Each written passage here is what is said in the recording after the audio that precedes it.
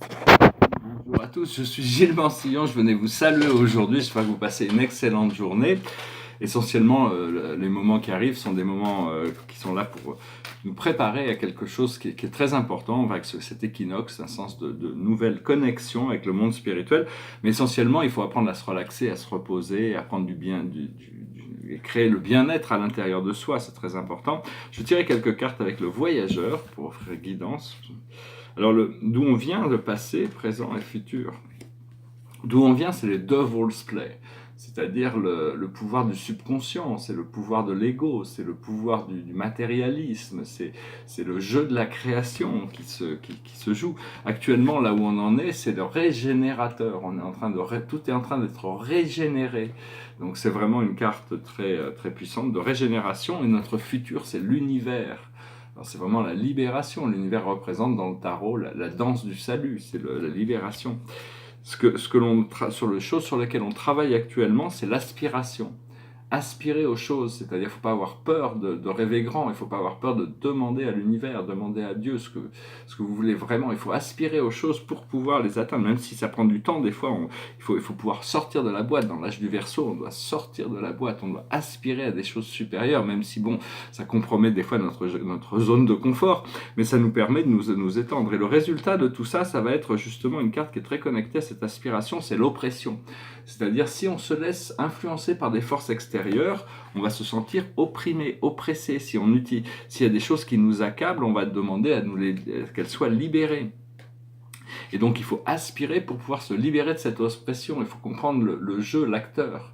La vie est un théâtre, et donc on joue tous des rôles. Éventuellement, on devient authentique et on ne joue plus de rôle, mais même quand on devient authentique, on joue le rôle de quelqu'un d'authentique. Donc il y a toujours des rôles, il ne faut pas prendre des rôles trop au sérieux, il faut savoir comprendre un petit peu tout ce jeu de rôle. Et donc ça, c'est ce qui va arriver, et après, bon, il va y avoir, c'est Apollon, hein, c'est le chariot, le véhicule de lumière. On va pouvoir avancer, on va pouvoir développer ce véhicule de lumière qui va nous ouvrir les portes stellaires.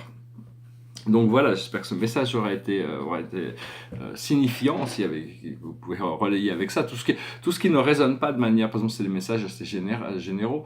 Et donc si quelque chose ne résonne pas, c'est que c'est pas forcément pour vous. Mais généralement, bon, on essaye d'adresser les choses de manière universelle.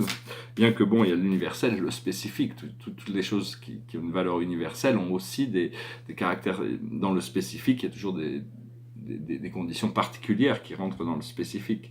Je vais tirer 4 cartes avec l'Akash pour voir la plus haute sagesse pour nous aujourd'hui, c'est la sagesse. La carte de la sagesse. La sagesse, c'est des choses qu'on découvre dans le silence. On n'est qu'un véhicule La sagesse, c'est quelque chose qui vient c'est une connaissance transcendantale. C'est une force qui peut nous traverser, qui nous montre la voie, qui nous montre. Bon, il y a beaucoup d'applications sur la sagesse. Ce que l'on doit comprendre, c'est le guérisseur. C'est rendre les choses complètes, guérir, retrouver le niveau naturel de santé originel, c'est arriver à trouver à conclure aussi des cycles qui pouvaient être douloureux par le passé.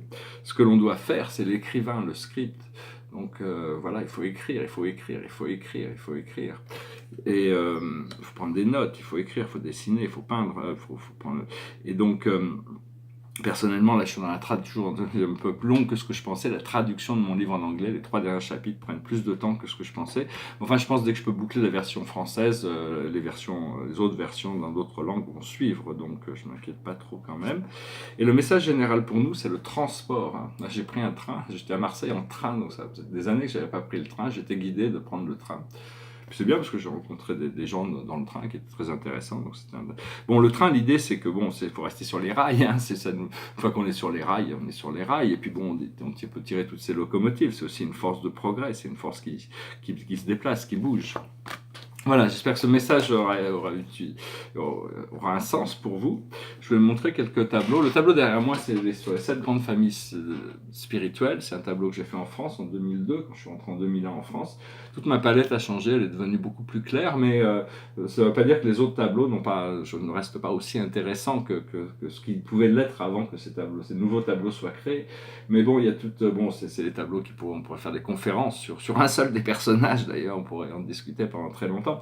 Là, je vais vous montrer aussi des tableaux. Bon, un tableau, quand il est fini, à mon avis, hein, après ça, l'art, c'est personnel, mais l'approche à l'art, mais un tableau doit être beau dans son ensemble, c'est-à-dire quand on le voit de loin, il doit y avoir une harmonie qui fait que le tableau fonctionne, mais quand on se rapproche, les détails doivent être aussi beaux. Et dans beaucoup de tableaux qui sont pas finis, des fois il y a des détails qui sont parfaits, et puis bon, le tableau c'est l'ensemble, donc des fois c'est d'autres petits détails. Il y a un artiste qui s'appelle Jasper Jones, c'est toujours avec nous je crois, qui disait, un artiste américain, qui disait tout ce qui fonctionne, il faut essayer de pas y toucher, il faut essayer seulement de travailler dans les espaces qui ne fonctionnent pas, et puis en espérant qu'à la fin tout fonctionnera ensemble.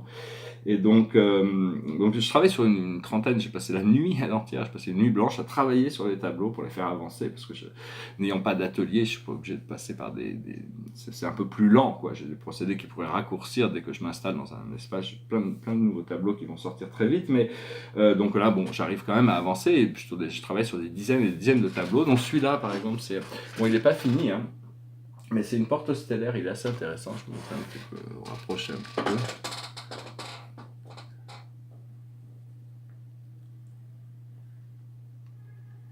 Bon, il n'est pas fini, le ciel est très beau. Puis il y a cet univers central, ce paradis derrière, qui est caché derrière. Puis ces jardins. Et ici, il y avait une sorte de scène affective avec des personnages autour. Et un autre tableau sur lequel je travaille actuellement, il y en a beaucoup. Je travaille sur beaucoup de tableaux. Et celui-là, il est presque fini. Il n'est pas vraiment fini encore, mais disons que c'est... Il y a toutes sortes de planètes qui sont en orbite de la Terre. Bon, ce qui n'est pas résolu, c'est ces cercles-là. Hein. Sinon, tout le reste est plus ou moins résolu. Une fois que j'aurai réussi à intégrer ça, mais ça ne doit pas prendre très longtemps. Et puis, il y en a un autre qui est marrant. Là. Je regardais mes papiers aussi. J'ai des milliers et des milliers de papiers. Il va falloir que...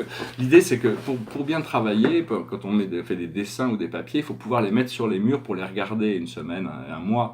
Parce que c'est la seule manière de savoir si ça fonctionne ou pas. En tant qu'artiste, on a ses yeux pour ça. Et donc là, le fait que je travaille sur mes papiers, puis je les range je dois les ranger dans des tiroirs, c'est pas très pratique, mais bientôt je pourrai tous les mettre.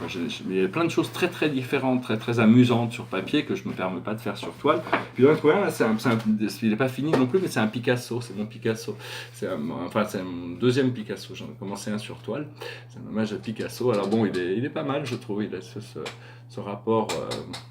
Bon, Picasso, c'est quand même un artiste absolument extraordinaire, c'est-à-dire lui, quand on accroche un tableau, on met un Picasso entre deux tableaux, le Picasso il va dire oui, je suis là. Alors les autres tableaux, il y a un Picasso là, il faut faire attention, parce que alors qu'un Matisse ou mes tableaux à moi restent, de beaucoup d'artistes, leurs tableaux restent contenus, hein, mais les Picasso, ils sortent du cadre. C'est un petit peu ce qu'il a appris avec l'art africain. L'art africain, c'est quelque chose qui pourrait avoir, c'est très difficile à intégrer dans l'art moderne. Il y a Byler, Fondation Byler, qui a réussi à le faire mais ça c'est très difficile parce que ça a tendance à manger tout le reste, quoi. Donc voilà, j'ai une chanson qui me passait par la tête, mais je me sens pas de la chanter encore, parce que je voudrais l'écouter au moins une fois ou deux chantée par quelqu'un qui l'a chanté souvent, avant de la chanter. Alors je vais chanter une autre chanson, c'est une chanson qui a quand même fait le tour du monde, une chanson française, une chanson d'amour, goes like this. Ne me quitte pas, il faut oublier, tout peut s'oublier, qui s'enfuit déjà. Oublier le temps des malentendus et le temps perdu, à savoir comment oublier ces heures qui tuaient parfois à coups de pourquoi le cœur du bonheur. Ne me quitte pas, ne me quitte pas, ne me quitte pas. Moi, je t'offrirai des perles de pluie venues de pays où il ne pleut pas. Je creuserai la terre jusqu'après ma mort pour couvrir ton corps d'or et de lumière. Je ferai un domaine où l'amour sera roi, où l'amour sera loi, où tu seras reine. Ne me quitte pas. Ne me quitte pas, ne me quitte pas, ne me quitte pas. Je t'inventerai des mots insensés que tu comprendras. Je te parlerai de ces amants-là qui ont vu 2 fois leur cœur s'embraser. Je te raconterai l'histoire de ce roi mort de n'avoir pas pu te rencontrer. Ne me quitte pas, ne me quitte pas, ne me quitte pas. On a vu souvent rejaillir le feu de l'ancien volcan qu'on croyait trop vieux. Il est, paraît-il, des terres brûlées, donnant plus de blé qu'un meilleur avril. Et quand vient le soir pour qu'un ciel flamboie, le rouge et le noir ne s'épousent-ils pas? Ne me quitte pas. Ne me quitte pas, ne me quitte pas. Voilà, je vous remercie. C'était un peu l'ancien cette chanson. C'est une très belle chanson. J'aime bien en anglais. Elle est plus facile en anglais au niveau, mais enfin la version de Brel reste magnifique, extraordinaire. Je vais la chanter en anglais. Généralement, quand je chante la même chanson dans la vidéo anglaise et française, généralement la deuxième version est toujours mieux. Donc, si vous voulez, check it out. Voilà, je vous remercie. Je vous souhaite une excellente journée. Namasté.